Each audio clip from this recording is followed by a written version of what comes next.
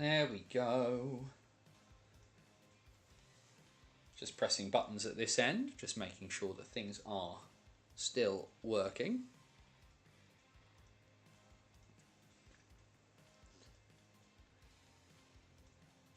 He says just making sure he's put it in all to the various places it's meant to go. Do. We'll press some buttons momentarily.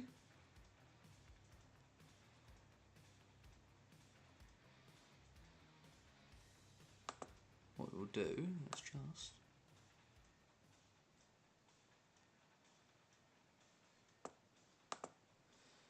hit that button there. Hit that button there, which means we will hit that one there. Oh. Hey, there we go. A horrible moment. Oh, the camera's a bit. Sort that camera out before we get too far into this nonsense, shall we? Let's make sure everything looks a bit.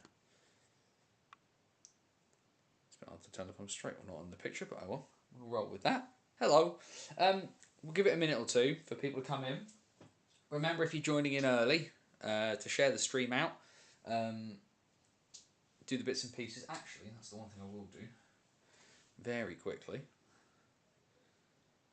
So everything appears to be live. Everything appears to be working. The computer is not immediately imploding, which we will take as a good sign. We'll just give that a moment or two for people to come in and join.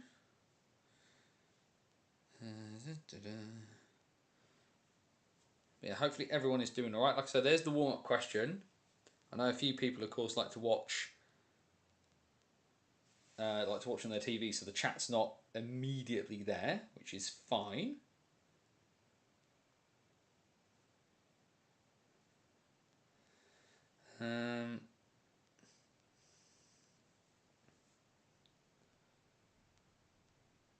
That is a teeny tiny bit annoying that one of the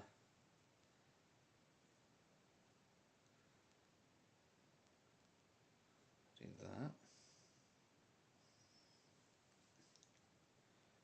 because it doesn't appear like one of the groups I usually post this in has actually bothered to do that, but that's fine. But as always, we are going to be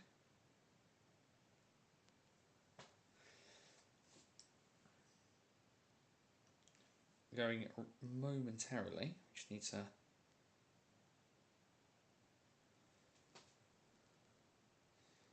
click some more buttons there. Oh, there we go. There we go. Just make sure everything's posted in all the relevant places. But like I say, hit the share button. Make sure you stick it out on your socials. Retweet, repost the thing from the Facebook page, and we will get rocking and rolling momentarily. That's all working. That's what we like. We will get rocking and rolling from there. And the joy, of course, is being as we're on a Friday, not a Wednesday, means beer on a school night. He says, trying to bring that close enough so the camera can see. And yes, it is a Radler. It's fine. It's actually a nice one. With grapefruit rather than anything else. We better get rocking and rolling with this, haven't we? Guys, gals, and the gender fluid and all beyond the binary. It is, well, it's the wrong day. It's Friday. It is 8 PM and welcome back to the BOTW What's Current stream. My name is Anthony Russell, here to take you through a weird, wonderful and wacky world that is British ice hockey, and we cover the absolute lot of it, from Belfast to Bradford, Leeds to Lee Valley, everything from across every senior division of British hockey. We will touch on it at some point in the next 60 to 90 minutes, and you can get your fill of hockey chat here with us on the BOTW What's Current stream. We're normally on a Wednesday night, but because of commentary duties meant that I had to dart off and do something else this previous Wednesday, so instead you get a Friday stream instead. Bonus hockey enjoy. There's plenty of other bits and pieces going on. There's a game in the Elite League tonight, which we'll check in with momentarily. There's a game in the National Division tonight, which we'll check in with momentarily. But What else have we got on the docket today? The National Division is finally off and running opening weekend, and some surprises already, sort of, kind of, unless you live in Telford. The Elite League Challenge Cup rumbles on. We've had the first league fixture, the second league fixture, because we've already had one in the league already. Between Manchester and Glasgow started it off. Guildford and Nottingham was Wednesday, which is where I was. Less fun if you're a Guildford fan, that one. But the Challenge Cup rumbles on. Division 1 is properly off and running. Division 2 properly off and running, as is the SNL and the WNIHL as well. We have got graphics. We have got fun, shiny things to talk about. But before we get too much into anything, we will do the regular housekeeping bits and pieces. Banners on the wall.wordpress.com, your number one source for all things related to British ice hockey, where of course you can keep up with the big things that we have going on. The first is In the Box Thinking, our unique look here at BOTW from high atop the Guildford spectrum.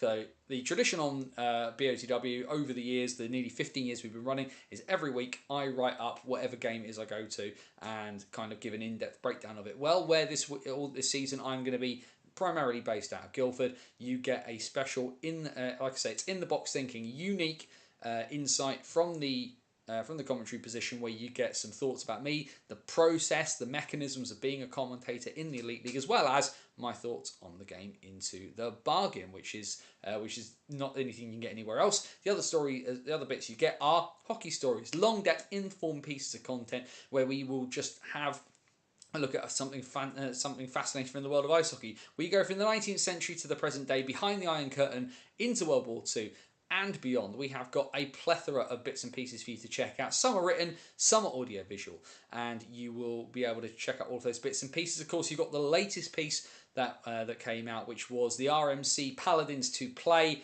and to Serve, my chat with Richard Lim, who is the head coach of the men's hockey team at the Royal Military College of Canada. Super proud of that piece. Really great chat. Really pleased about it. So do go check that out, as well as all the other bits we did across the off season as well. And before that, we talked to Willie Dunn from Whitley about the Warriors joining the SNL. Had plenty of chats with lots of random people all over the place. So do enjoy that. And of course, you are here on the BOTW YouTube channel. We don't just stream on the weekly throughout the British hockey season about everything that is going on. We have if you check through the page, there is interviews, game reviews, all kinds of bits and pieces. But of course, fighting the algorithm. So let's keep that algorithm hamster happy, fat and fed. If you haven't already, head down, subscribe to the channel, like the video, share the video, especially share what we're doing when we're live. Like I say, it's usually on a Wednesday night, on a Friday this week for logistical reasons. But like I say, we are here to just chat hockey. It's not a monologue, it's a dialogue. You guys can join in. The best way to do that is the chat. Questions, comments, thoughts, feelings, anything you want to throw out as we are talking through the world of British hockey for the next little while. You are more than welcome to do so. Like I say, we are going to go through the bits and pieces. We'll go through the Elite League and the National Division first. We'll have a look at the SNL. We'll have a look at D1 and D2 in the NIHL, and then we'll wrap up. We'll go at the end. Of course, we will have a look at the WNIHL into the bargain. So plenty there for all of you. I hope everyone's doing all right. Like I say, Wednesday, an interesting one. In the box thinking for Wednesday's game. So last Saturday's game between the Flames and the Blazers is already up. That's on the website on bannersonthewall.wordpress.com to read right now. In the box thinking for Wednesday, just because of the practicalities of life, is going to come out tomorrow morning. So it will come out ahead of Sunday's game because the Flames are away on Saturday in Nottingham and we are home this Sunday. He says, me and the crew from Flames TV will be taking you through the Guildford Flames and the Sheffield Steelers in Challenge Cup action. Won't lie, interested for this one because we're hitting into that thing of commentating for the teams of people I know very well. I've known David Grant for a really, really long time. So to commentate on the Steelers is a bit of a surreal experience again. Not nervous in the sense that I want to do a good job. I will call the game as down the middle as I usually try to. But as ever, I will call a good thing good. I will call a bad thing bad. And if I don't understand something, I will shrug my shoulders about it. But yeah, so that will be an interesting one because, of course, the Steelers, whether you love them or you loathe them, are the most supported club in British hockey. So to commentate on one of their games is going to be an interesting experience because I'm pretty certain I will get people complaining about my voice. One Steelers fan in the past has already done so, saying that my voice is too high. And at 41 years old, I'm not changing it now, I think, is probably the best thing to do. And also, I'm still relatively new to this commentary lark, so we will see about that. Couple of mentions in the warm-up question for the best jersey so far. Carol, of course, social media queen of Billingham, says the Billingham home jersey is the best jersey so far. Fair enough. To be fair, it's not bad. I'm not a big fan of the white one. I do like the red one. The red one's very, very good this year. Sigala in the chat. Telford's is interesting. You know what? As much as I'm not a huge fan of the Wendy's logo on it, I don't mind the Phantoms dark jersey. The white one is a bit plain, looks really weird, but the dark one is not too bad.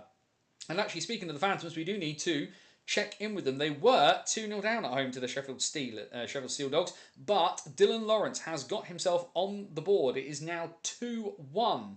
Sorry, actually, no, they're in... What am I talking about? They're in Sheffield for this, not in Peterborough. Actually, so it's now 2-1. I've got everything backwards. Why did I think it was backwards? It's because Peterborough have put Peterborough Phantoms versus Sheffield Steel Dogs on their hashtag, even though it's Sheffield Steel Dogs versus the Peterborough Phantoms. Right, so what are we doing on that one then? So, Tim Smith has gave the Steel Dogs the lead. Corey McEwen and Dylan Lawrence scoring on the power play inside the space, literally within less than a minute there as well, which is pretty impressive going for the Phantoms. Pretty good start. We'll have a look at their results more in a little bit. We'll have a quick squiz over in the Elite League because that game in Cardiff is already into the second period. Currently 1-0 Devils. Race Francis thrown out of the game in the first period for the Storm for a check to the head. Cedric Lacroix scoring on the power play for the Devils to give them the 1-0 advantage as things stand. What I'm going to do, like I said, let's have a quick swig of this because I can. It's a Friday night. Should be said, for those of you who like a bit of beer or like a really, really good shandy, because this is essentially what a Radler is, right? If you're not familiar, just trying to block the light out a little bit so you can kind of see what's going on. If you're not familiar, so I found this in Sainsbury's. Stiegl is an Austrian beer, and I like my Austrian beers, and I like Stiegl. Well, last time I went to Austria, I bought a couple of bottles home. But if you are not a huge drinker, but do quite like a shandy, this is actually relatively good. It is, he says, double checking. It's only 2%, and to be honest, there's a whiskey and ginger ale coming after this once I'm finished with you all. But if you want something that's just to kind of take the edge off of life a little bit and enjoy yourself, these are really, really good, and they are currently, at least they were down my neck of the woods, 4 cans for the price of 3 in Sainsbury's. So definitely worth the investment, in my opinion. What we'll do, let's hit the button and work our way and have a look at the Elite League and the National Division bits and pieces from the last week. We are going back a week to last Friday because, of course, we'll try and work through everything that's happened since we last spoke just over a week ago. And like I said, it's been a bit of a torrid time for the Guildford Flames. Not a great record, and it didn't go very well last Friday. A 7-1 shellacking at the hands of the Cardiff Devils. Flames getting in front early, but then the Devils just took over, and it should be said, Cardiff look really, really good this year. Really solid, some really high quality talent.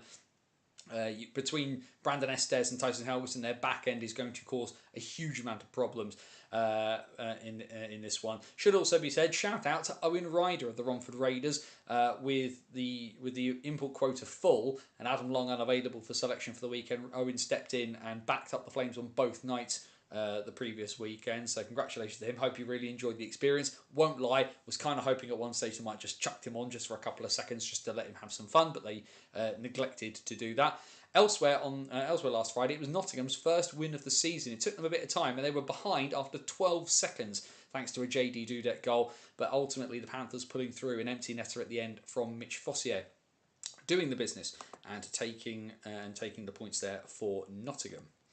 That takes us then into last Saturday, and where I was for the Flames and the Blaze. Pretty close game all in all. You from a Flames perspective, you'll have wanted a response, not quite getting the response that they wanted. It was a pretty close game, back and forth. Stylistically, it's a good matchup, these two, the Flames and the Blaze. And of course, you can get more of my in-depth thoughts over on the website, bannersonthewall.wordpress.com. But ultimately, it's that Sam Ruffin goal off of the Max Stewart assist that does the business and pushed the Blaze out of distance. For the Panthers, they committed the cardinal sin, which was to lose to the Sheffield Steelers. If you're a Panthers fan, and if you're a Steelers fan, it is the ultimate of joys. Steelers go behind early, 55 seconds. The Panthers scored into this one, but 4 goals from the Steelers to continue their good start to the season. Almost top of the table clash in Group B of the Challenge Cup. Dundee have had a brilliant start. Just gets poked out in overtime by the Glasgow Clan. 6-5, the Clan winning that one at the Braehead Arena to stop Dundee's perfect start. And Belfast, well, they decided to take out their frustrations on Fife as they put 8 past the Flyers. The Flyers have announced today a new player. He just is quickly trying to pull up the details, as it is officially. It's the end of the first in Sheffield there, 2-1 to the Phantoms as the first period ends. The new player for the Five Flyers that they have signed is Slovakian forward Jaka Sturm. He has joined. He comes from the Flyers. Mostly played. He's a Slovenian.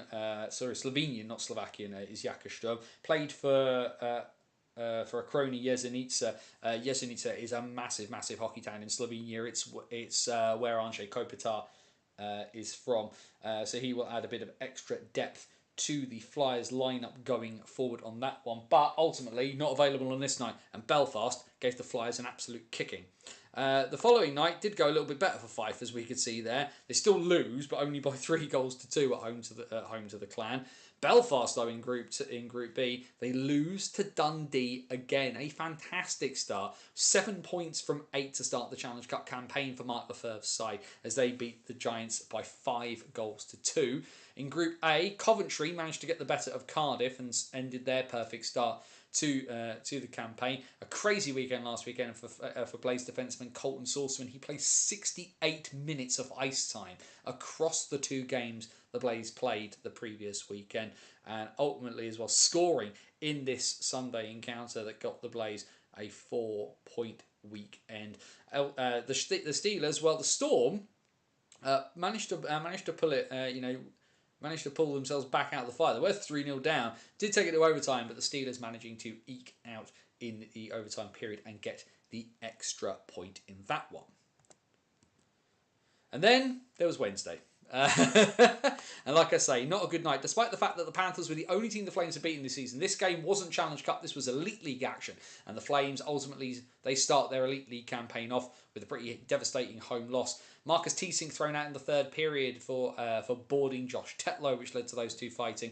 We also had Tyler Bush and Jean-Paul Gorak go at it. Highlights, of course, are on YouTube, Guildford Flames TV. You can check those out to hear me shouting away the first 2 goals of his Nottingham Panthers career for Chase Pearson, having finally put the puck in the back of the net. A good night for him. Which means Challenge Cup at the moment, we're not going to bother looking at the league. There's only been 2 games played. But the Steelers, 7 points from 8, and they top the table with Cardiff and Coventry hot on their heels behind them. Manchester have 4 from 4. The Panthers and the Flames still on 2 points in Challenge Cup action because of Wednesday's game being a league encounter. And then in Group B, 5 games played, 7 points for the Dundee Stars. They are 1 point ahead of Glasgow, and then 3 points ahead of Belfast, but have played a game more than the 2 of them. Fife with just the 1 win so far. That 4-0 shutout win in Dundee against the Stars. As we head into the National Division last weekend, then the National finally opening its doors, the last senior league in British hockey to do so. And the champions, they get shell-shocked. The news out of Telford, of course, that Brinley Caps have returned from playing abroad, originally scheduled to be playing in the BCHL, the sort of Junior A league over in British Columbia, but ends up coming back and immediately goes onto a 2-way, pays dividends for Telford as Cap scores a wonder goal in this game as the Tigers start their season off right with a 7-4 win at the Castle. Swindon, who are of course hotly tipped to do some big things this year. Solway, of course, are not going to be playing at home till October as their rink in Dumfries is undergoing refurbishment, and it's the Cats who get the cream, a 3-1 win for Swindon. Milton Keynes decided to give Bristol a bit of a kicking, 7-2, the final score at the Thunderdome, as the playoff champs look to try and add this season's league title to their back pocket. And a good start as well for the Sheffield Steel Dogs. Now, I said on the Slapshot Syndicate that the Steel Dogs were my sleeper team. They are the dark horses for the season this season, but they got off to a good start in their Yorkshire derby, 5-3 win for them at home against the Hull Seahawks. That led into Sunday, and Bristol, well, they win an early playoff qualification 4-pointer. They beat Solway by 6-2. Sheffield got themselves a 4-point weekend. It took them a bit of time, and they had to go to extras against the Romford Raiders down at the Sapphire, but they do get the overtime winner to make it 4-2. Hull have a 0-point weekend to start the season. They lose 4-2 at home to Swindon, and then Leeds also with a 0-point weekend to start the National Division, as the Ashley Tate era begins in Peterborough with a 4-3 win at home against the Knights. And Ryan Aldrich left immediately scratching his head and maybe needing to do a bit of tinkering. 0 for them, but a 4-point weekend for the Cats and a 4-point weekend for the Tigers. A huge win for Telford as they beat Milton Keynes in Telford by 6-3. Don't worry, Milton Keynes fans. We know you don't play well on small ice. It's okay. We knew that excuse was coming. But a huge weekend for Tommy Watkins as the Tigers look to lay down an early marker. What we will do then is have a quick look at the fixtures around what's going on. Starting in the Elite League, as we say, we know that this game is ongoing. It was 1-0 Cardiff, he says, just very quickly clicking the buttons and checking. It's still 1-0 to Cardiff at the moment between them and the Manchester Storm. All games this weekend in the Elite League are in the Challenge Cup, which leads us into tomorrow, as Cardiff and Manchester will about face and head back to the Storm Shelter. Elsewhere in Group A of the Challenge Cup, well, they like the league so much they're having another go at the Motor Point this Saturday. Nottingham take on Guildford, and the other game in Group A sees the Sheffield Steelers take on the Coventry Blaze. Group B of the Challenge Cup is the token Scottish battle of the weekend. Sees Fife welcome Dundee. Of course, Fife's only win of the season, coming in Dundee with that 4-0 shutout win for Shane Owen and the Flyers. Can they spring another surprise at the Kirkcaldy Ice Arena this time? And then Belfast, looking to get themselves back on track in the Challenge Cup. They take on the Glasgow Clan. Into Sunday, the Clan and the Giants will about face and have another go in Group B, as will the Stars and the Flyers back at the DIA. In Group A, Coventry take on Nottingham, and then there's where you can find me and the lovely team from Flames TV this coming Sunday. It's a 6 p.m. face-off at the Spectrum, the Guildford Flames and the Sheffield Steelers. The Steelers winning 5-2 on opening night of the Elite League season at the Utilita. The Flames desperately need a momentum change and need a win.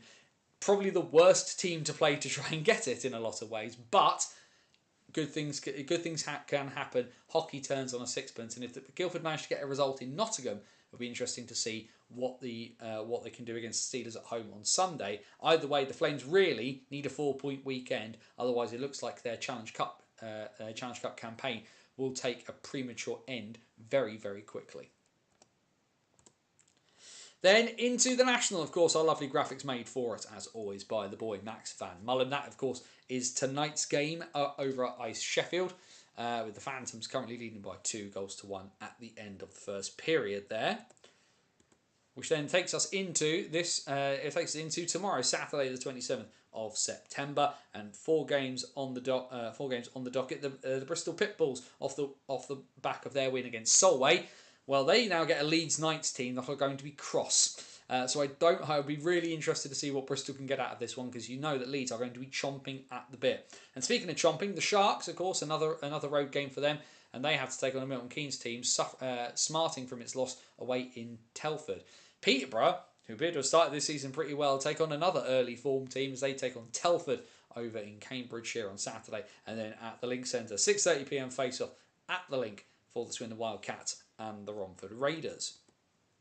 Takes us into Sunday then, and you will notice 5 games and a team that is finally back. Not in their ring, because we have learned again that there will be games rearranged, including one game against Swindon that has been turned into a home game in Swindon. It's been turned into a home game in Swindon.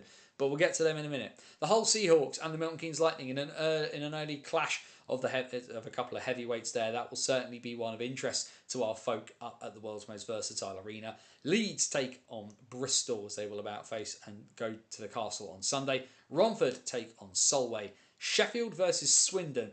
This could be a really interesting one, given the machinations and bits and pieces like that, and given the fact that these are two sides who people are expecting a lot of this season. The Cats are looking to try and push themselves into title contention. And like I said, that forward group from the Steel Dogs looks incredibly impressive. What will happen, we will find out in the early face-off on Sunday at Sheffield. And then, for the first time since April 2023, the Basingstoke Bison will compete in a competitive fixture. They had a really good pre-season and were only due to have one game last weekend, which was due to be at home, which meant they were out of luck and didn't get to play. But for the first time since they lost 4-2 to the Leeds Knights in the 2023 National Division Playoff Quarter-Final in the last game in Basingstoke, the Basingstoke Bison take to the ice and they do not get a pretty start. They have to travel to Telford to take on the Tigers on Sunday. Jeff Flanagan's first competitive game in charge of the Herd.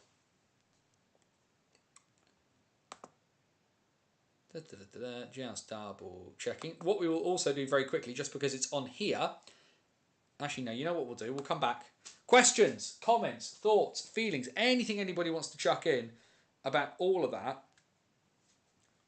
So I'll just sort of take a brief pause for breath there. Lots of really, really interesting stuff going on. And it should be said that, like I say, the early performance of Dundee, like I said, really, really impressive so far.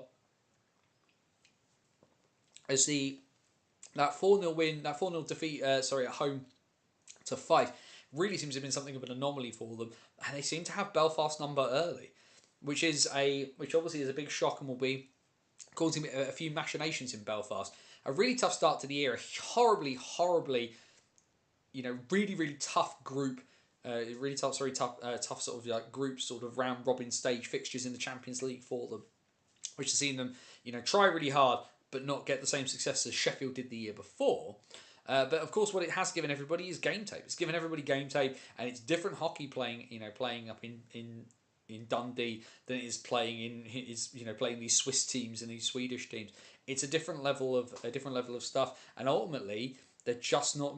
It's just not clicking as well as it could be for Belfast at the moment, where things are clicking for Dundee. Dundee's sole focus has been on this, whereas Belfast, of course, have had to be looking to other things. A really big summer with the Adam Keefe testimonial and the hospice game and everything that's kind of come along with that. And it's not, the organisation is one of the best run in British hockey, maybe one of the best run in European hockey in Belfast. But on the ice at the moment, it's not quite clicking the way that they'd want it to. Elsewhere, Guildford. What can you say? It's just not going very, very well at the moment. But of course, the joy of hockey is everything can turn around on a sixpence. And we've seen that as well in the National Division last weekend. Two teams you'd have expected to pick up points last weekend, Leeds and Hull. And both come out of them with goose eggs out of the first weekend. Whereas people would have been a bit suspicious as to how well Telford would have done. And Telford have immediately seemingly put everybody on notice. With Henderson and Thompson back from an import forward stance. They've lost Finn Howes, of course, who's dropped down into Division 1. We'll touch on him in a little bit. But they seem to have started off the season really, really well. And being able to add Brindley Caps is a huge, huge addition for them. And of course, Romford fans will be frustrated about that because, of course, they would have wanted the boy to come home. But being based in Coventry, he's still training with the Blaze, still doing everything there. Telford is a much easier way of doing things. And Kevin Moore kind of has him then on, at arm's reach if he needs to pull him back, because he's on a two-way, but Coventry hold the rights, and Coventry will call him back as and when they need him. Hopefully as well, we will see a little bit of him in the Elite League as well, because he is a very, very talented player, and we should be getting the talented Brits getting opportunities in the Elite League. That has not changed, in my opinion on that. Will never change. But obviously as well, the ability to play some big minutes and almost in a way kind of step into the hole left by Finn Howes. And with Taylor Stanson still kind of working his way up, Brindley is in a position to kind of take on that role right now, where Taylor might be in a position to later on this season or into next year. So Telford could be sneaky dangerous this season if Thompson and Henderson can stay healthy. Agree with your view on Sheffield. It's the imports. The import forwards, I think, are the thing that really, really does it for me, Tom. I can't lie on that front. We did also as well see Joe Matthewman spent a lot of time last year with the Schimatars. He gets his National Division debut tonight for the Dogs. Still 1-0 in Cardiff. We're started in the second period between the Dogs and the Phantoms. Obviously, we'll be keeping tabs on those. Although immediately it should be said, Ralph Sasenis and Tim Smith both called for slashing at 22:37.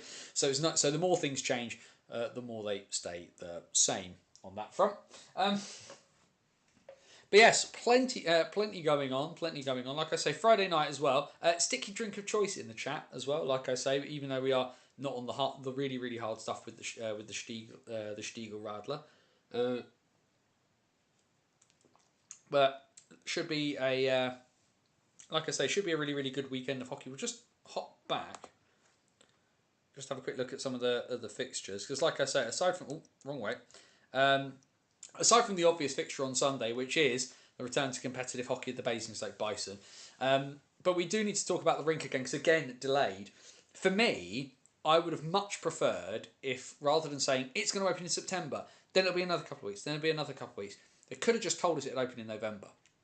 This is the thing that irks me on that, is the fact that really, it's keeping people on the never never. The fact that Planet Ice have bought the extra unit, the old Frank Benny's unit, is what it is. That's great. Make the rink a better and more, do more with it.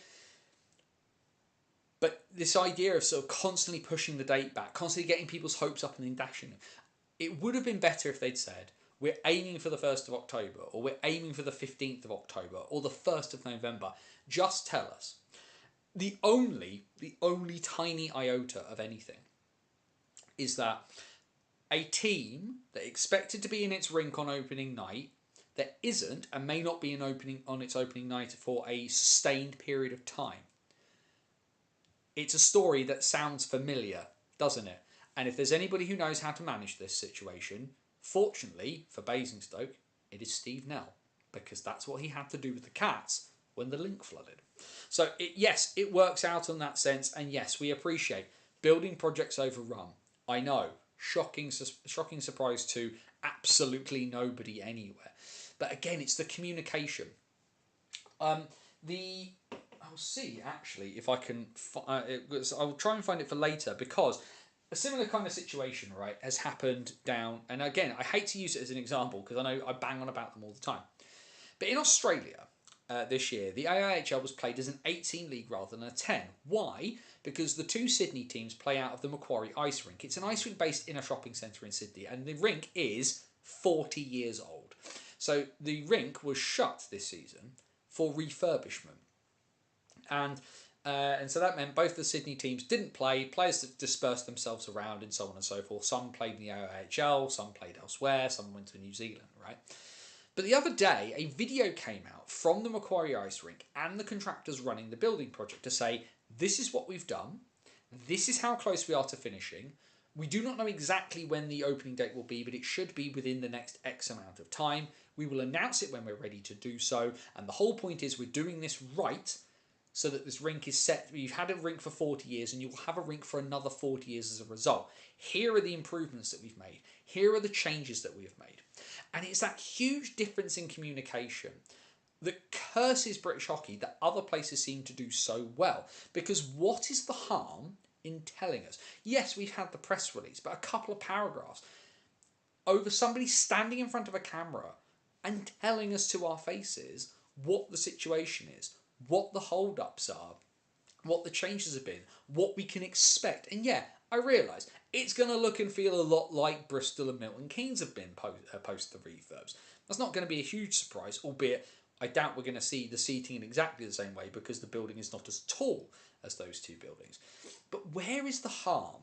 Where is the harm in the stakeholders, the really big stakeholders, i.e. the people who are going to be coming through your door every week spending their money, on just keeping us up to date in a really good, concise, definitive way, rather than just hanging everybody on a piece of string for months on end?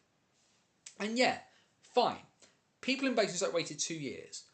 And we battled with the council, and they battled with Planet Ice to get word. And yes, the work is being done. We cannot fault them for that. We cannot fault the fact that timescales have slipped. That happens in all of these things, and we can't fault the fact that when at the end of the Bisons last season, John Neville said that they would be back, and they are back, and we can thank everybody for that because they have kept themselves to their word.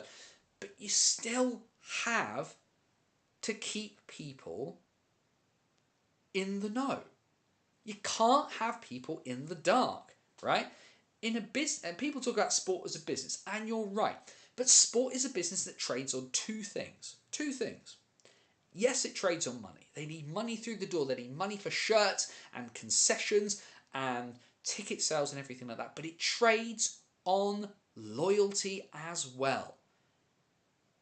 Every sports team trades on the connection it makes to a people, to a place, to a community. And you've got to treat that bit as well as you do the money bit. You need to be business savvy. You do. It's a tough economic situation out there. But you've got to be people savvy as well. There's no point having IQ without EQ. You need to have emotional intelligence and not just be really, really good at numbers. Moneyball was an anomaly. It was part of a series of things that helped. Only looking at the money side, treating fans as cash cows, is not a sensible business strategy in sport. Because the commodity that you are selling isn't a dishwasher. It isn't, it's not a new kitchen. It's not a bed. It's not a television. You are selling them hope and excitement. You are selling them connection and community. And you can't leave people in the dark if you do that. And yes, I am going to be frustrated about it because it's still my club, irrespective of wherever I go elsewhere. And I am really fortunate in hockey that I have landed so firmly on my feet that I look like a ballerina at this point. And the Guildford Flames are a great organisation who have looked after me, treated me really, really well, and have supported me in this new venture. And I am really grateful to them for that, and I will eternally be so. But Anthony Russell, the ice hockey fan, my club was taken away from me because of something that could have been sorted out years before. And I want to see them back, and I want to see them back home. But we're still being held on a piece of string. Like the dog chasing the string of sausages. And why? Just tell us why. 2-2 up at Ice Sheffield. We will have a quick... Luckily, I've still got the page open if I touch my phone. In fact, apparently now, it's now 3-2. CJ Garcia tying the game up. And the tie lasted all of 19 seconds. A second of the night for Dylan Lawrence has put the Phantoms back in front. So apparently there's lots and lots going on there. As we quickly check back to the Vindico, still 1-0 between the Devils and the Storm, albeit it has been albeit Tyson Helgeson apparently has gone after Lauren Hewlett. Hewlett given 5 for fighting, Helgeson given 5, and the 2+10 for the instigator. So he's going to be taking a very, very lengthy sit down. The Storm seemingly against what's been a relatively well-scoring Cardiff side during the early bit of this season, holding them within arm's reach, which is a really, really good start for them. Right, rant over. Let's have a quick look actually before we go on to the rest of the go on to NIHL Division 1 and Division 2. Let's have a quick look actually at the SNL because, and I realise annoyingly, that the logo in the bottom corner. Oh no, that's the wrong thing. That one. There we go. Let's do that. Then we can sort of see all the scores. I'll fiddle with it properly later. And that is also because Connor has done another graphic, which we'll see in a second. So Connor from SNL Ice Hockey Updates has said that we can use his bits and pieces for the stream. Massive thanks, Connor. Really appreciate it because we want to make sure that the SNL gets the coverage it deserves. But the scores from last Saturday in the SNL. Aberdeen getting a big away win at the Paisley Pirates in the first game in Paisley colours for Craig Peacock, of course, having taken a bit of time out former Glasgow, former Belfast, former Solway player and general manager at the same time. Took a bit of time off and is now back playing hockey again with the Pirates in the SNL. But Aberdeen travel down to Glasgow and take away the points. A second shutout of the season already for Thomas Brown at the Whitley Warriors as they travelled up to North Ayr and beat the Wild by a score of 3-0. And another shutout this time over in Fife as the Kirkcaldy Kestrels beat the Solway SNL Sharks by a score of 5-0. And then it was two teams on the Saturday night with wins who met on the Sunday, and Whitley coming from behind at home at Hillheads. They managed to knock off the Kestrels by 3-2 in overtime. Pretty impressive results there. Two shutouts on the Saturday, and then the two teams that won by a shutout managed to go on a Sunday. Can't knock that bit of scheduling there, SNL. Well done on that front. Now, we do have it for the SNL because as I said, Connor didn't do a fixture graphic, but he did do this. And I wanted to show you some of the stuff, if you haven't seen it already, that Connor does. So it's SNL Ice Hockey Updates on Facebook that you can find this. I think he's on Instagram as well. I'll have to double check. But Whitley, because it's still 2 points for a win. There's no 3-2-1-0 point structure in the SNL. Please get on that. Jamie Thompson joined the party with the rest with NIHL Division 1 and Division 2. But Whitley have had the perfect start. 19 goals scored, only 5 conceded in 4 games. It's a hell of a good way to start their new life in the Scottish National League. Two teams in on 4 points. Paisley and Aberdeen are both got 2 from 3. Kirkcaldy have got with that overtime loss at Hillheads put themselves onto 3 points. Dundee and Edinburgh have only played 1 game apiece, but both won. Of course, Dundee with that absolute shellacking they gave Kilmarnock the other week, there with a plus 17 goal difference after 1 game. Edinburgh with their 4-0 win put themselves there. North Ayr have 2 points from their 3 games. Solway have lost every game so far. They have only scored 1 goal in their 3 games so far. Kilmarnock have played 2 games and have at least scored 4, but they have conceded 30 compared to Solway's 16, which is a little bit of a difference. What we will do then, we will have to click a button to do that, because we will have a look. What's that? Playhouse will never change. Hopefully they don't copy the seating at Bristol, MK and Leeds, as it's mighty awful and a good chunk of the ice is blocked off. The thing with it is Basingstoke is not physically tall enough as a building to do that, I don't think. So they can't. I don't believe they will get away with doing the sort of the seating and the bits around there. Like at Bristol, I don't mind it. And Tom, who's in the chat, him and I stood together back in March at Swindon, Bristol versus Swindon, which is the sort of the wonky game that ended like 9-7 because everything was already sort of settled in terms of playoff positioning. But like in the away block, it wasn't terrible. It could have been a lot worse, all things considered. What we'll do then, if I press that button, get the little transition bit, and we get the fantastic box score bits and pieces for Division 1 and Division 2 from the wonderful Joe Scutts, of course, at nihlstats.wordpress.com. Joe has said that this should be the last year of NIHL Stats because game day is now being used more and should be able to give people more bits and pieces as a result. Press that button there. And we need a swig of that as well. As we head into, he says, having one more swig of his shiny before we crack on into Division 1 North then, and well, Widnes have been hanging around a bit more than you would have expected, and they take the win last Saturday at the in the early face-off on the big pad at the Motor Point, and they beat the Nottingham Lions by 4-1, even out shooting the Lions. Not great if 4 goals on 30 shots. Not great for the Lions in that respect. But Finn Massey, Andrew Hopkins, Ollie Howes, and Will Daly with the goals for the Wild in this one. Jack Croston with his 2nd of the season, and already a 6th assist for Alex Rushby in this 4 games into this campaign. But the Wild now 2-2 after 4 games. It's definitely better than they managed last year. And then the big one in North 1 from Saturday was this absolute corker between the Telford Tigers 2 and the Blackburn Hawks. Of course, Blackburn have gone all out this season, a hugely sort of powerhouse roster. But Telford's top line is going to turn a few heads, it should be said. And you can see from the goals and the goal timings here that it was a pretty tight game. 3 goals scored inside the last 5 minutes and 11 seconds to really change the complexion of this one. But ultimately, 58-35, and Andy McKinney's second of the year is the one that does misses. This is after Andy McKinney had fought Connor Keys in this game, and as well with the fact that Henry Cavaca, back in Britain playing for Telford Tigers too. Is also signed up to play for Telford as well. He should be playing between the two sides. Son of Antti Cavaca, so you know he's gonna be having a whale of a time there.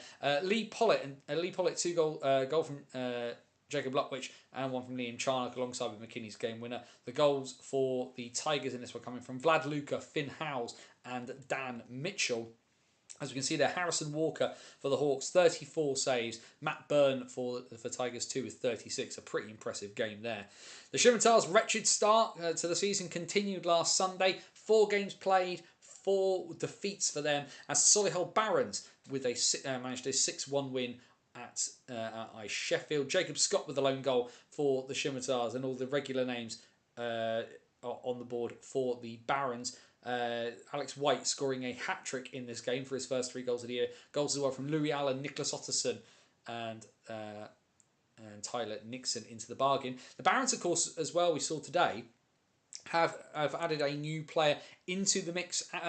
Former Adelaide Adrenaline, former Adelaide Avalanche, former Melbourne Ice, former Canberra Brave forward Jake Riley comes across from Australia. He is an import, naturally. My understanding is that his other half is British and he's spent some time over here looking for a team and has decided to join the Solihull Barons.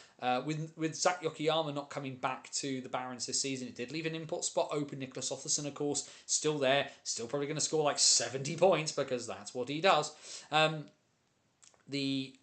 ultimately, Riley will be an interesting one. It has got a good element of skill to his game. The other thing I would say is that he's very much an energy player. I would not expect Riley to play on the top line for the Barons. I would expect him more on that sort of second line role, just to add a bit of extra depth. But if you want, I had a chat to a former Oxford import and of course darling of Australian hockey, Darcy Flanagan. He said to me, if Jake turns up and he can get going, he's going to make a real dent in North 1, and he was pretty insistent on that one. So something to look forward to, Barons fans, all things considered. MK's annoying because of the pillars, but there's nothing they can do about that. Bristol and Leeds are okay if you find the right spot. Exactly, most rinks are if you can find the right spot on that front. Scimitars really not getting much in terms of shots. As you can see there, 22 shots on Graham Laverick. Nick Winters facing 63. A 6-point weekend for the Hawks. Then, as they witnessed, like I said, a decent enough start for the Wild considering how torrid things were last year for them. But the Hawks go 4 from 4, a 6-2 win over on Merseyside for Dominic Osman's team as they look to impress their authority on the division. The big favourites this season, the Hawks, given some of the signings that they've made. A hat-trick from James Riddick and goals from Jakob Hayek, Charlie Thompson and Adam Barnes, Flynn Massey and Daniel Haid on the board for the Wild in this one. Luka Tadri making 40 saves. The Wild only getting 21 shots on Harrison Walker. And then, the champs are finally back in action. It took a while, but the Billingham Stars return to action this weekend with an 8-3 win down at the Castle against the Leeds Knights 2. Now, of course, there's been a few departures. Conor McNulty headed back up north. Tommy Spraggan gone from the defence, and a lot of people are seeing some weakness in the Stars. But ultimately, in the team that they played in the playoffs last year, the Stars were overmatched against the Knights in this particular one, with all of the classic names getting on the board as they outshoot the Knights 2 by 42 to 21. So I'll get the numbers the right way round. Goals for the Knights in this one coming from Kurt Spalmanis, Owen Dell and Dara Spafford. And then the goals for the Stars, a hat-trick for 5 points on the night from Chris Sykes, 2 for Ian Brown, 2 for Alex Preston, and 1 for Callum Wilkinson. And then the Lions, they get nothing out of the weekend. Tigers too managed to recover from their defeat against Blackburn by winning 8-4 over at the NIC. More goals for Alex Rushby. In fact, scoring a hat trick, 3 goals for him and 1 for Toby Fisher. in this one for the Lions. But the Tigers too have come into Division 1 and have made a point that they are not here. They're not here by any stretch of the imagination to muck about. 2 goals for Jason Silverthorne, 2 for Liam Bartholomew, 2 for Vladimir Luka, and then goals for Ollie Hunt and Taylor Stanton into the bargain. So then we have a look at next weekend then in Division 1 North. 2 games on Saturday, one at the world's most versus Hull Arena between the Hull Jets and the Leeds Knights 2. That's at 5:30. The Sheffield Scimitars and the Telford Tigers 2 go to battle at 7:20 at Ice Sheffield. 4 games on Sunday. The league-only game is at 5:15 on Sunday between the Deeside Dragons and the Nottingham Lions. The Billingham Stars and Leeds Knights 2 meet again, this time at the Forum for the home opener for the champs. 5:30 p.m. at Holsworth Road between the Barons and the Jets, and 5:30 p.m. over on Merseyside for Widnes versus the Sheffield Scimitars. Deeside not playing on Saturday, of course, because it will be the second leg of the Welsh Cup between the Dragons and the Cardiff Fire. That game is on Saturday at 5:15 p.m. face-off. The second leg of that one, Deeside leading after the first leg. We then head into South 1. He says having pressed the wrong button. There we go, into South 2. And well, Solent had upset the apple cart a bit. They had a perfect start. They were 2 for 2, having beaten Swindon and Chelmsford away. But the first league game of the season, and they get the champions, and the champions do what champions do. But Solent will be kicking themselves. They were 3-1 up just past the half-hour mark, and then conceded 5 goals in the third period to lose this game. And of course the issue with Slough is they've got depth all up and down all the lines. Christian Moore, Timo Lindgren, Ollie Hemmings-Mayer with 2, including the empty netter, Jacob Soper and Ben Ely-Newman all on the board for the Jets. Goals for the Devils coming from Liam Coleman, Harry Harcup, and then a second from Coleman to make it 3-1. And again, Alex Murray will be kicking himself. Tom Banner didn't play in this game and announced today as having left the Devils. We remain to be seen whether he rocks up anywhere else at the moment. In the battle of old foes, the Invicta Dynamos and the Chelmsford Chieftains butted heads down in Kent, and this one was a Challenge Cup game only, not in the league, because of course the Chieftains, already having lost in the league to Solent and to Swindon, needed a win, got a win, a bit of response that was needed from Lewis Clifford. So Cam Bartlett, Alan Lack, Sasha Maltsev with 2 goals, and that one including the empty netter. Cam Pywell with the only goal of the night for the Dynamos. A pretty impressive performance there from Brad Windybank. 48 saves is pretty good going. Ross Miller with 46 from 47. Because there is the big one that we talk about in the league. A league and a League Cup game. And the Swindon Wildcats 2 sound the upset klaxon for in NHL 1 South as they knock off the Chelmsford Chieftains by 3-1 to get their first win of the season. Dan Bradley, Jake Williams and Alfie Goddard all on the board. Cam Bartlett with a late goal to make things a little bit nervous for those folk in Wildcats 2. I'm looking at you, Sigala. But ultimately the Chieftains misfiring down at the Link Centre, and we can see there 67 shots faced by Ben Clark-Leach, the only netminder on the game sheet, and makes 66 saves. Pretty impressive stuff. Streatham back to action, this time just in the Challenge Cup, but it is a winning start. The Invicta Dynamos battled away, but were unable to find a way through. They win by 2 goals. The Redhawks win by 2 goals to 0 home against the Dynamos. The Redhawks outshooting the Dynamos by 61 to 12. That is absolutely bonkers numbers when you consider then that Brett Shepherd has a 12-shot shutout. Brad Windybank made 59 saves in this game. That is utterly bonkers. Danny Ingoldsby and Luke Brittle, the ones finding the back of the net for Ben Painter's side. Heading into this weekend then, as we said, the Cardiff Fire are in action on Saturday in the Welsh Cup second leg. All the best to both them and Deeside for that one. The only other game in South 1 is a 5:15 p.m. face-off at the Sapphire. The Romford Buccaneers and our boy Max Van Mullen in action against the Invicta Dynamos. On Sunday, the Dynamos will head home. They will take on the Solent Devils. 6 p.m. 6 p.m. on the High Road for Streatham versus Slough. That's going to be a cracker, you know that one. And then the Western Derby at 6:45 at the Vindico. The Cardiff Fire and the Swindon Wildcats 2. Home goal highlights are on our socials for those who are. If you haven't seen them, then make sure to go check those out. If Swindon Wildcats 2 are going to be doing goal highlights. We do like this. We like this from NHL Division 1 and Division 2. Getting those bits of fan interaction, always good to see. Into North 2 then, and the D-side Dragons 2, for those of you who missed that one, that is the D-side Ducks renamed. Them versus the Billingham Buccaneers, but it's the Bucks who continue their perfect start to the league campaign so far. Matt Pickup, 2 from Stephen Wallace and 1 from Tom Wakefield for the visitors. Ben Roscoe with the lone goal for the Dragons. Pretty busy, as you can see there, from Cameron Krishnarenko, taking the first 3 penalties for the Dragons on that one. The ultimately as well, D-side out-shooting the Buccaneers by 46-31, but the Buccaneers are the ones finding the back of the net. The Kingston Sharks returned to action, and they condemned Bradford to their 3rd straight defeat to start the season. The Bulldogs now 0-3 in league and cup play. The Sharks get the perfect start. They win by 7-3 in this one at the world's most versatile arena. Goals for the Sharks in this one coming from Mackenzie Barker, Charlie Powell, Ethan Daintiff, Tom Mardle, Nathan Sutcliffe, Liam Grant, and Declan Kime. I'm going to go for Kime. Goals for the Bulldogs in this one: 2 from Stephen Cox and 1 from Connor Medley. So then moving on, elsewhere on Saturday, a win away from home and a first win of the season in the league for the Coventry NIHL Blaze. Of course, having sort of misfire to start, but they beat the Altrincham Aces by 5-1 over in Manchester. A really good response from having lost the previous weekend.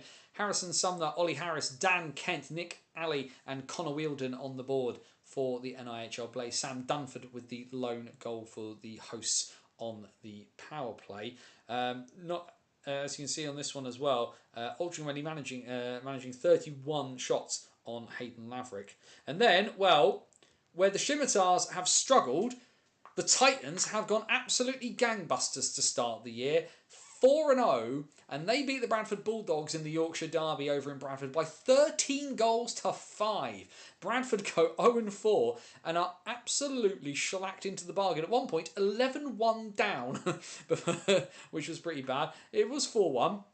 Where they were with a bit more of a shout, but ultimately Sheffield, the Titans, have gone absolutely balmy to start the year. And if you can see there from the numbers, 1 5.9, 3 4.9s, and Lewis Swaffield going 5+1 in this game.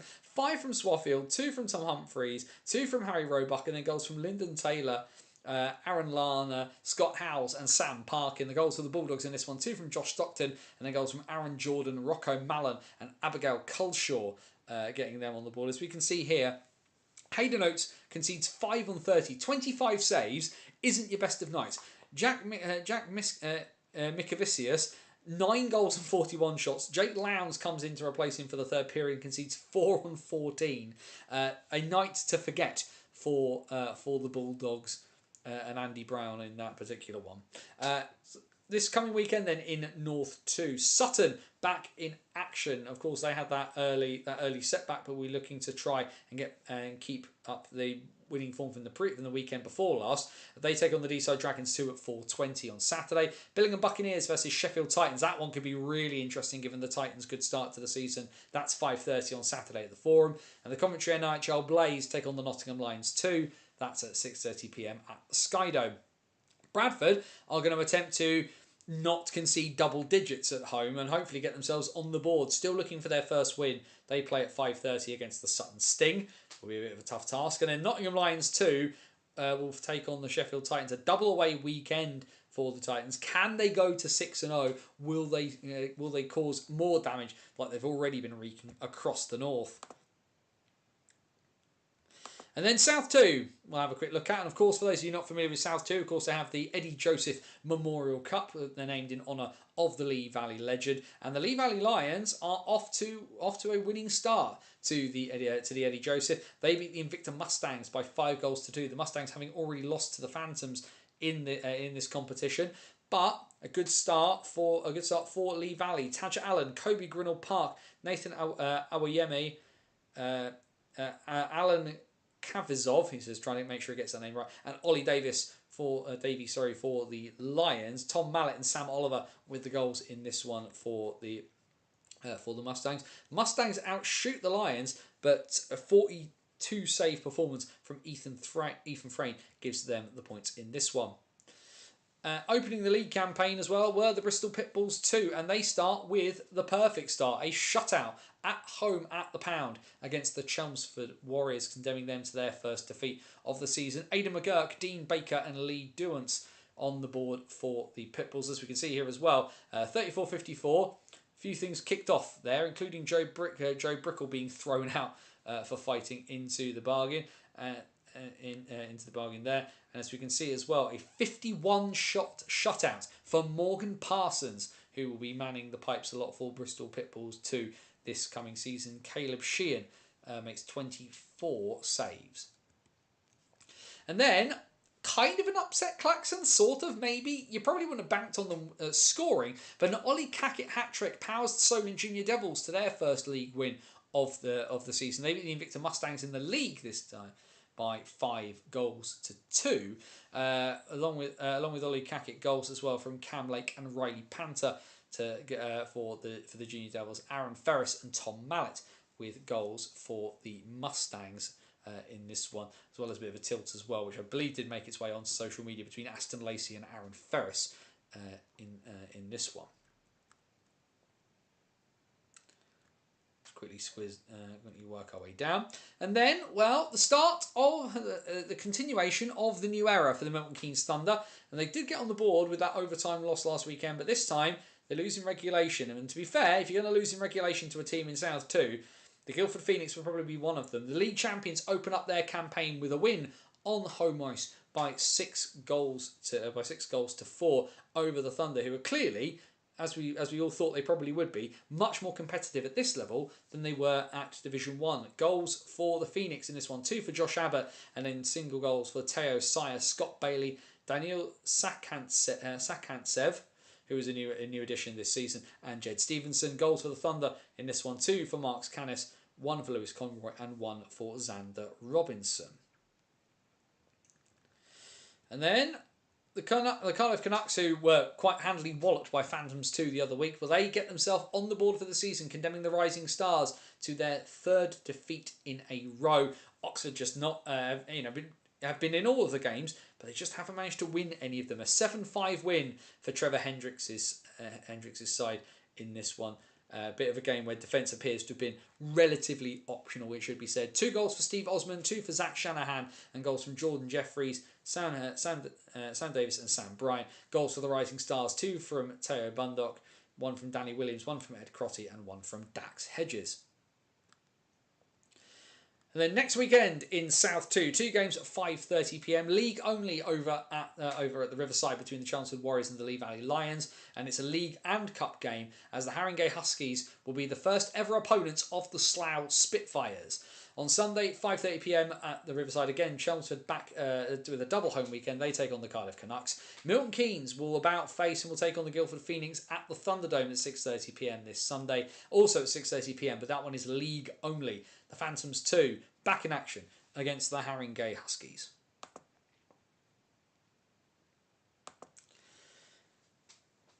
Right, there we go. That's the men done with. Questions, comments, thoughts, feelings as we take a brief pause before we start looking at the women.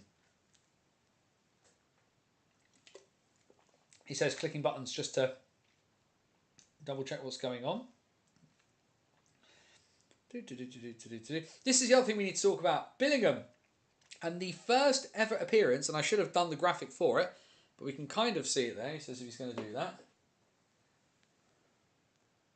The first ever appearance of Billy the Bear, the new Billingham mascot, joining us into the bargain. I did, of course, ask the key question, which is what's his favourite Parmo from the Merlin, and the answer was the Inferno, which is a good choice. I will get to Billingham one of these days. We'll find a way to do it. As we quickly check on the scores, Cardiff's 1-0 up against Manchester at the second intermission, and it is 4-3 Phantoms at the end of the second period. The extra goals that we've missed there. It was 3-2 the last time we checked in. Walker Summer. It was 4-2 Phantoms actually. Corey McEwen with a short-hander making it 4-2. Walker Summer converting off the feed from Ivan Björkley-Nordstrom on the power play to make it 4-3 with 20 minutes to go at Ice Sheffield. But yes, questions, comments, thoughts, feelings?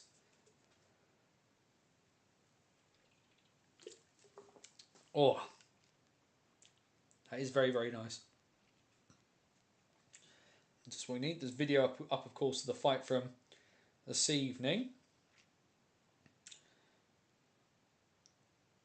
Saw something there that was talking about Coventry, and actually it's a wrestling show, so we don't need to worry about that in the immediacy. We'll just press the buttons and just double check there's no other news in the immediacy. But nothing that I can immediately leap out. I can see leaping out at me. There's people talking about the Ryder Cup. I don't like golf, so I don't know what to say on that. If you enjoy golf, knock yourself out. It's a good walk spoiled for me. I'll be leaving that one well alone. What we will do then, because blimey, the time is already running away from us. It's already 9:05. As we have a look at stuff, let's put that down. And what we will do is if I press that button there, and I press that button there, let's have a look at things in the WNIHL, starting in the Elite League, because it was only the one game last weekend, and it was a pretty long old trip for the Whitley Bay Beacons down to the capital. Of course, they do have a lot of travel to do across the year to do the Beacons, but a long travel day, but one that gave them what they needed: a 4-0 win for Whitley Bay away at Streatham on Saturday. Elsewhere, in terms of results from the weekend, we head into Division 1 North, and the Caledonia Steel Queens. Well, that's one way to kick off your weekend for the ladies from Scotland. A 16-1 win over the Widnes Wild in 1 North. Elsewhere in 1 North, in of course Sheffield and Nottingham, it's always a rivalry in ice hockey, but the Nottingham Vipers are the ones who get the bragging rights. They beat the Sheffield Shadows by 3-2. In 1 South, a pretty comfortable win for the Firebees. Their 10-1 win over the MK Falcons over in Slough. And the Chelmsford Cobras, they beat the Streatham Storm 2 by a score of 5-1. North 2 in the Valerie division, a close one in the Lancashire-Yorkshire battle there, but it's the Blackburn Hawks who edged that one by 4-3. Sheffield Shadows 2 get themselves a comfortable win. They beat the Telford Wrekin Raiders by 6-2. In the North Elizabeth division, an all Yorkshire battle this time. The second team in Leeds, the Leeds Thorns, travelling across to Hull to take on the Kingston Diamonds 3. Yes, Kingston Diamonds have 3 teams, but the Diamonds 3 win by 11-3 over the Thorns. Elsewhere last weekend, as we head down south into the South Valerie division, a tie at Alexandra Palace between the Haringey Greyhounds and the Solent Amazons. That one coming out as a 5-5 at the end of 60 minutes. No overtime in the WNIHL. And Slough Sirens, though, they get themselves on the board with a 4-1 away win against the Chelmsford Pythons. In the South Elizabeth division, a shutout at the Sky Dome for the Coventry Phoenix, a 4-0 win for them over Bristol Huskies 2. Whereas the Invicta Dynamics managed to sneak into Lee Valley, and they managed to avoid the bite of the Vampires. 4-3 win for the Kent side to take the points back down to the South East. In the under-16s divisions then, Sheffield with an 8-3 win over the Billingham Stars, that new girls team looking for their first victory, and a big win for the Whitley Bay Beacons under-16s. They absolutely weathered the storm. 8-0 the final score from Hillheads. In the under-16 South Division, a comfortable win for the Chelmsford Rattlesnakes. They dispatched the Ice Bees quite handily by a score of 11-2. As we look then at the fixtures this weekend, looking straight away to the Elite League and a much busier set of fixtures, because finally the champions are back in action. Last year's league winners, the Solihull Vixens, return to action at Hobbsmoat Road. It's a 6:25 face-off for them against the Streatham Storm. Going to be a tough task for Streatham, of course, coming off the back of that 4-0 defeat to Whitley Bay, and they need to try and get back on the horse against the champions in their own backyard. Local derby over in Slough, the Queen Bees taking on the Guildford Lightning. That is a 1:15 p.m. face-off. Should be able, if you go across to that one, to hear the dulcet tones of Andrew Day on the mic. And it's a midday face-off up at Whitley Bay. Yep, for Bristol. That is a travel day and a half that nobody would want, but that one should be there should be some coverage of that. Usually Whitley Bay do stream some of their games. Keep an eye out. Between Andrew and I'm sure we'll retweet out the links, but a couple of options on Sunday if you want some women's hockey. At least Bristol get to travel up on the travel up overnight if they need to on that one. Into the other divisions then of the WNIHL. One South with the one game Sunday at 6 p.m. over in Slough for the Firebees and the Cambridge Kodiaks. Lightning, have they changed it? Have they changed the face-off time? Queens versus Guildford face-off time has been changed to 4 p.m. So we ignore the England ice hockey bits and pieces. And as Andrew's going to be announcing that game, we will trust him on that one. In the North 2 Valerie division, Saturday 7 p.m. at the Castle for the Leeds Roses and Sheffield Shadows 2 in that All Yorkshire battle. 7 p.m. on Saturday as well for the Telford Wrekin Raiders and the Blackburn Hawks. In the South Valerie division, 1:15 p.m. on that would make sense then, because you can't have two teams at 1:15 p.m. 1:15 p.m. on Saturday for the Slough Sirens and the Haringey Greyhounds, and then in the Valerie in the Elizabeth this weekend, 5:30 p.m. on Sunday over at the Pound for the Bristol Huskies 2 against the Lee Valley Vampires. In the under 16s North division, Kingston Diamonds and Deeside Dragons is a midday face-off on Sunday. And then the last two games are in the South. The Midlands Wrekin Raiders and the Swindon Top Kittens is a midday face-off over in Telford, and a 3:30 p.m. face-off over in Bristol on Sunday. The Bristol Husky Puppies take on the MK Storm. Yes, apologies about that, Andrew. I hadn't seen that had been changed. But obviously, if Slough are playing at 1:15, you can't all play at the same time on the same ice. But there we are. Every fixture, every result across the entirety of British senior hockey has been touched on, including the under 16 women's divisions. We open the door. It is all open.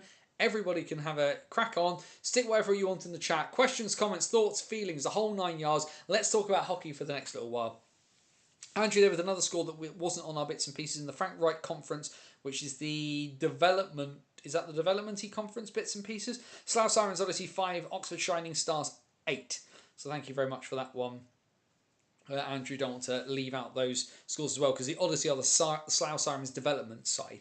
So I believe the Frank Wright Conference is a development women's sort of development league outside of the sort of initial sort of WNIHL division bits and pieces. Andrew will correct me on that if I am wrong. Excuse me. Cough, splutter, cough, splutter, cough. It is 2-0 Cardiff. Having just checked the bits and pieces, and I believe, having just seen the bits and pieces, it is a power play goal for Christoph Kontos. Kontos from Yaremko from Estes. Brandon Estes looks really good. If you've not had a chance to watch Cardiff, try and watch that. Try and watch this guy. He's very, very good. Very, very, very, very, very, very good. So just having a look at this. At the end of the first period, the Devils had outshot the Storm by 20-5. If we look at the moment, where are the team stats? At the moment, in the third period, the Devils have outshooting Manchester by 48-21. Fair play, Evan Wenninger, I think is the answer to that one. We will just have a quick squiz. I want to see where he's gone. Theo Malone, of course, the youngster for Manchester. No Noah Kerrine, no Josh Crawley for the Storms. Of course, they've got other bits and pieces happening this weekend. Theo Malone at 16 has got 2 minutes and 38 seconds worth of ice time in this game, which is pretty impressive, all things considered. If we have a quick look. Let's just have a quick squiz. He is averaging. He's averaging 2 minutes and 59 of ice in the 3 games he's appeared in for the Phoenix, not for the Phoenix. Boy, that's a force of habit. That's a Freudian slip, isn't it, ladies and gentlemen? No, averaging at 16 years old, averaging 3 minutes of ice time for the Storm. That's not bad. That's not bad at all things considered. What else have we got? NHL preseason off and running. Lots of course going on there. With the death of the emergency backup goalkeeper netminder, Sportsnet have put up a really good fun of like the best e-bug moments. I definitely recommend checking that out as well. Elsewhere, of course, Europe is rocking and rolling with its hockey. I'll be, as I'm at home tomorrow with the Flames at home on Sunday, means that I will definitely find some games and bits and pieces. Germany is rolling. Austria is rolling as well. Like I say, the Austrians, it's like once every like week or two where they're putting a game on, rather than streaming games to pay for online, they are putting them on like Austrian domestic telly. Let's actually have a look, because we will see whether there is anything online this week. If we have a quick look at the league, not that one. No, I don't want that. Let's have a quick squiz, because all of the games you can stream on sporteurope.tv, which is like €8-9 per game, which is not terrible money, all things considered. But actually, yes, looking at what is available, 11:30, because it's a 12:30 local face-off, but 11:30 on ORF Sport Plus this coming Sunday the 28th. The Graz 99ers versus Villach on ORF Sport Plus. So if you've got a VPN, you can whack on your VPN, put it to Austria, and then go watch it on like the Austrian version of the BBC, because you don't have to sign up to watch the live streams on their website. So you can get some early afternoon hockey whilst you have your lunch. That sounds pretty good. I don't think we will knock that at all. Unsure, because the DEL has been. We'll have a quick look at the DEL, because they have also been putting games on free TV, and it's a bit hard to tell from their website what games are on where. So I'm just going to check let's just check the channel, because the Germans have been streaming. They have had games on a German free-to-air channel called DF1, which again is available to kind of watch online if you can find it. Now, it won't be anything tonight. We'll have a quick look at Sunday. Just have a look and see what we can see. So yeah, it is there. 3:20 British time. Live DEL on DF1. Adler Mannheim versus Leuven Frankfurt. So there is live free hockey from the Germanic parts of the world, and yes, I'm looking there because I can read it. There is also as well, like we talked about last week as well, you can find French hockey as well for free. I realise as well there are some sites that are not the most legal of methods to watch hockey, but if you don't like getting loads and loads of pop-ups, genuinely VPN hugely worth the investment. Genuinely has been really, really worth the investment, it should be said. So have a look at that one. But yeah, stick bits and pieces in the chat. Questions, comments, thoughts, feelings. What else we are feeling? Of course, there was there's obviously lots and lots of bits going on. Capitals playing the Flyers in a preseason game at Hershey, which is the Capitals' developmental affiliate. Of course, Hershey is in Pennsylvania, but the Caps and the Bears have been together as NHL, AHL affiliates for the best part of 2 decades now, which is pretty impressive stuff. Oh, yum, yum, yum. What we will do as well, and I was thinking about this just because of bits and pieces. At some stage, my plan, at some point during the season, try and get guests on here from What's Current Stream. Want to at some stage as well do another watch along. We need to find a game to do it with though. Maybe one for a bit further into the season when games are kind of having a bit more impact, a bit more urgency, a bit more when things are a bit more on the line, as it were, rather than doing one like really early on in the season. But maybe an early one where there's less, less on the line might be a really good one to test a few bits and pieces out, for example. But like, let us know what you want to see, because I can't promise I can make the tech do everything, but we can try and make the tech do something. And kind of work things out from there. We've done live streams as well where we haven't had all of the graphics and all of the flashy bits, but we have been able to kind of stream conversations and kind of do stuff like that. So there's ways, there's means. Just want to have a look at what's there and kind of make sure that we can get things working. So, but what are people thinking? Where are people watching their hockey this weekend? What games are you looking forward to? Put it in the chat whilst I pause and breathe and have another few swigs of this. It's the downside of doing a show where I do a lot of talking, because it means it takes me a really, really long time to drink. We'll just have a quick squeeze. That was the other thing as well. Richard Hartman now on a two-way between Peterborough and Fife, having moved off of his deal with the Dundee Rockets. Unsure what this means. Whether he's going to be more with the Phantoms or more with Fife, or how that's going to work, I don't really know. We have a tie game 16 seconds into the third period. Walker Summer has tied things up between the Steel Dogs and the Phantoms. Summer from Phillips from Liam Steele. Now, everybody else said who's seen Liam Steele with their own two eyes is very, very impressed with this young man. So hopefully we'll get the opportunity to see him myself before too long. But yes, that is interesting. Certainly interesting stuff to see. Nothing else happening there. Still 2-0 between the Devils. Between the Devils and the Storm. Interestingly, the Storm have been given a bench minor penalty for slashing. Okay.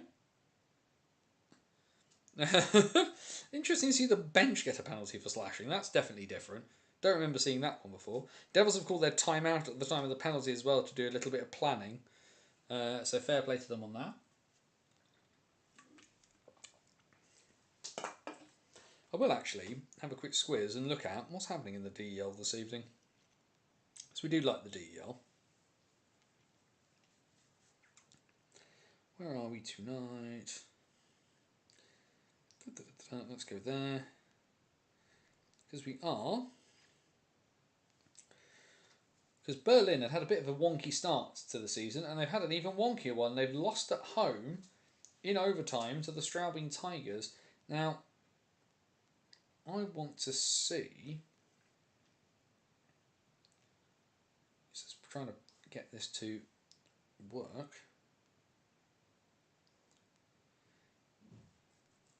Because things have been a little bit on the quiet side when it comes to Liam Kirk. He's definitely playing, and he is playing tonight. He's actually started on the top line alongside Kodorenko and Ronning, but not having.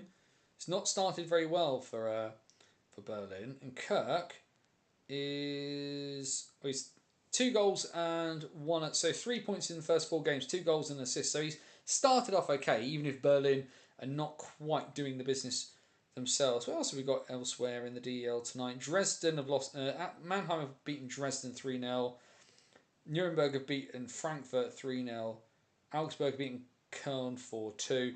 Bremerhaven have won 5-1 in Iserlohn. And Wolfsburg have beaten Schwenningen by 4 goals to 1. Boy, oh boy.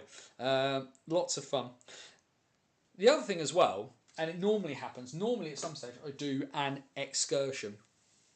The truth at the moment is, it's going to be January. And at the moment I'm not 100% certain exactly where I'm going. The initial plan I thought would be to go to Belfast, because there is a weekend, I have a weekend off in January from Flames games. The Flames are in Scotland, and rather than following the Flames around, because I'll be watching the Flames every week, I thought let's go see something else. I figured maybe I'll go to Belfast, watch Belfast versus Coventry, and then go pick up a football game and then fly home on the Sunday.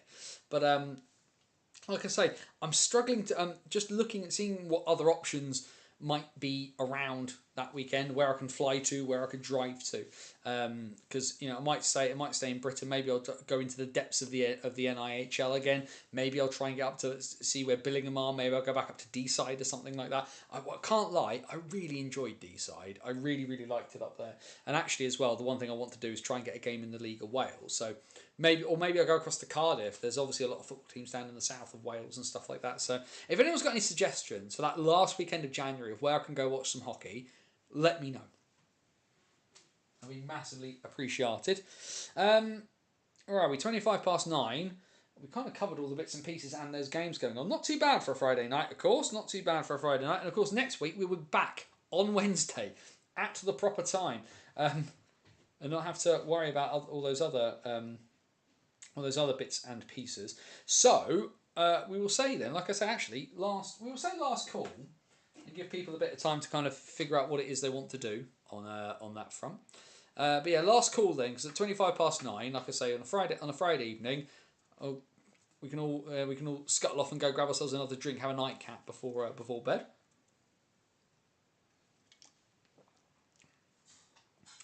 But clearly, British hockey is back. Lots of going. And the Bison being back is a surreal feeling. I know a few people who are specifically travelling to Telford to see that. It's a good feeling, but it's an odd feeling because the rink's not there. Because we're homeless. Training in Slough, playing in other bits and places, having to have another home game in Swindon, which is just weird.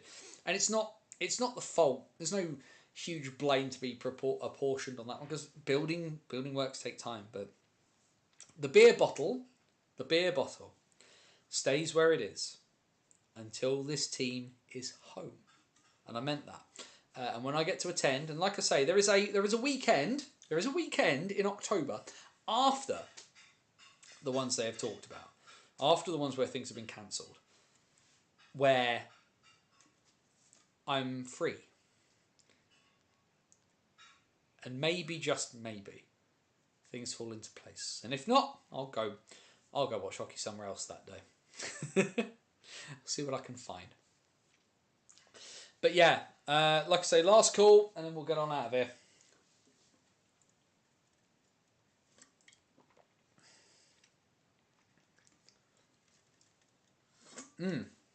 Yum, yum, yum, yum, yum. Pop that there for the minute. I just have one last check of the scores elsewhere. This was because I was looking at what is happening in the Ice League. That's Tuesday. We don't want Tuesday. Graz have won. Villach have won. Blimey. Villach winning in Linz 8-3. Lebanya winning in Innsbruck 9-3. Does anybody want to defend? But Salzburg lose in Pustertal by 2-1, which is an interesting one there. But awesome. We'll call it there. Bannersonthewall.wordpress.com, your number one source for all things related to British hockey. Join us. And like I say, in the box thinking from Wednesday night's game between the Guildford Flames and Nottingham Panthers will be online tomorrow. It is a video version to help me with the fact that trying to write all that in 1 week and do all my prep is really, really hard. But that will be there, as will every game I do across this season. And you can check back over the last 14 years worth of stuff in terms of games write-ups. And of course, hockey stories, our long-form, in-depth pieces of content to cover all different sort of aspects. History, player stories, all kinds of stuff. Whether it's British hockey or world hockey, we have got something to cater to your taste. The new ones are in development at the moment, but do go check out the last one, which of course was the RMC Paladins to play and to serve. The story of a U Sports story, looking at like U Sports hockey with the most unique program in all of U Sports, because where they are developing hockey players to go on and play pro, the RMC are definitely developing their players for something very, very different. But you can check out that, and like I say, a decade and a half's worth of content over at bannersonthewall.wordpress.com. If you go down into the description there, you will find the link tree that's got the links to us on Facebook. We are on X, we are on Blue Sky, and all the usual sort of fun places. You can also get the link to 3D Lee, where you can get the sort of 3D printed stuff like the sign and the puck that's over there. Very, very nice. Very, very shiny. And also as well, the link to our virtual busking hat at buymeacoffee.com/BOTW. Never going behind a paywall, but if you like what you get from BOTW and you want to help keep the wheels turning and the lights on, you can do that by buying us a coffee over there. That'd be appreciated. Weirdly, the BOTW Facebook page got selected and is available for monetization. I made 3 cents in a day. I stuck it on for the sake of putting it on, just to see what happened with it as much as anything else. But all of our social links are down there. And of course, this is the great thing about YouTube. We are here every week, usually on a Wednesday night, 8 p.m, for British Hockey's only live show that covers the lot, from Belfast to Bradford, Leeds to Lee Valley, any senior division. We are chatting about the whole lot this season. Elite League, National Division, 1, 2, SNL, WNIHL, from top to bottom. You can get it here on the BOTW What's Current stream on a Wednesday night at 8 p.m. But go subscribe to the channel. That means, of course, you get notified whenever the streams go live. That's always really, really good. But we've got interviews, we've got game reviews, tons and tons of stuff from the last few years of BOTW being on YouTube. And like I say, helps the algorithm. I know people sort of say it, but like, British hockey is the greatest thing in the world. I think this show offers a really, really unique look at that. And we love you guys joining in the chat and doing stuff like that. And so do that. Subscribe to the channel. Share bits and pieces out, because it does feel like we're battling the algorithm at times. Yeah, sure, it's a niche of a niche of a niche, but the more people who see it, the more people who can come and join in, and that'd be really, really awesome. And like I say, we are back on Wednesday, where we should be. Wednesday night, 8 p.m, for British Hockey's one show that covers the lot, the BOTW What's Current stream. There we go then. Sunday, Flame, and that's the only other thing. Sunday, Flames TV. 6 p.m. face-off between the Flames and the Steelers. Like I say, looking forward to this one. Like I say, if only just because having known a Steelers fan for a really, really long time, and someone I consider a friend, to commentate on his team is going to be a surreal experience. But one I'm going to just revel in and just try and do my best to enjoy. And ultimately, hockey's back. It's just great hockey's back, and it's really, really nice to kind of be up to it, see everybody enjoying themselves, seeing teams do new things, players do different things, Telford doing well in Division 1 and clearly being competitive, MK in South 2 being competitive. It's just really great to see it all up and starting again. It's great to just be able to interact and talk with everybody about it. Be happy. And if you can't be happy, then wherever you are, please do everything you can to do your best to be safe. As my friend Scotty Was would say, take care of yourself and somebody else. For bannersonthewall.wordpress.com, this is Anthony Russell saying stay safe, and so long till next time, where next week we'll be back where we belong on Wednesday nights at 8 p.m. Join us then for the next